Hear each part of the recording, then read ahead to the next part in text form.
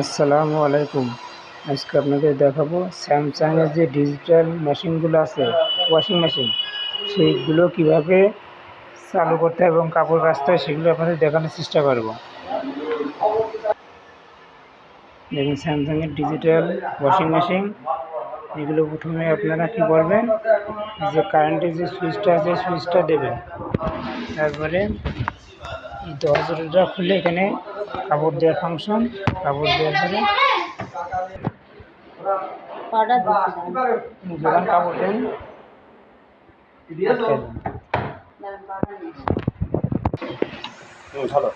এখানে পাউডার দেন, এটা মাপের লাগে না, যতটুকু কাপড় সে অনুপাতে সে পাউডার অনুপাতে পাউডার দেবে। আটকে দাও। আটটা লাগবে না, একটা দুটো একটা গেঞ্জি দিতে। এবারে ওটা আটকাই দেন। এবারে যে সুইচ তখন দেওয়া আছে মনে করেন, হ্যাঁ, এবারে এখানে একটা টাচ করেন। এখানে? জি, তাহলে এই যে এখানে ডিসপ্লে লাইন চলে এসে এবারে এখানে যে জিরো লেখা আছে এই জিরো চাপ দেবেন। এটা দিলাম। ওই অপেক্ষা করেন, ওয়েলকাম, মানে আবার চাপ দেবেন। আবার সব দাও। যতক্ষণ পর্যন্ত জিরো লেখা আসবে, তাই তো? জি, মানে আবার চাপ দেবেন, মানে আবার চাপ দেন। আস্তে আস্তে দিলাম।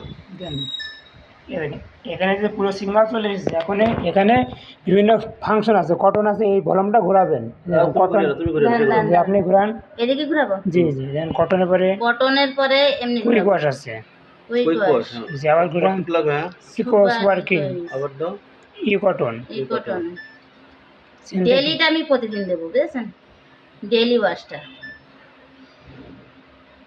এখানে মনে করেন দেখেন এখানে 10-15টা ফাংশন আছে, আপনি যে ফাংশনে দিয়ে কাচতে চান। এবং 2-3 সেকেন্ড অপেক্ষা করবেন। দেখেন এখানে আপনার মিনিট উঠবেন যে কয় মিনিট কাচবে। দাঁড়া দাঁড়া দাঁড়া। আমি ডেইলি ওয়াশটা খুঁজে নিই।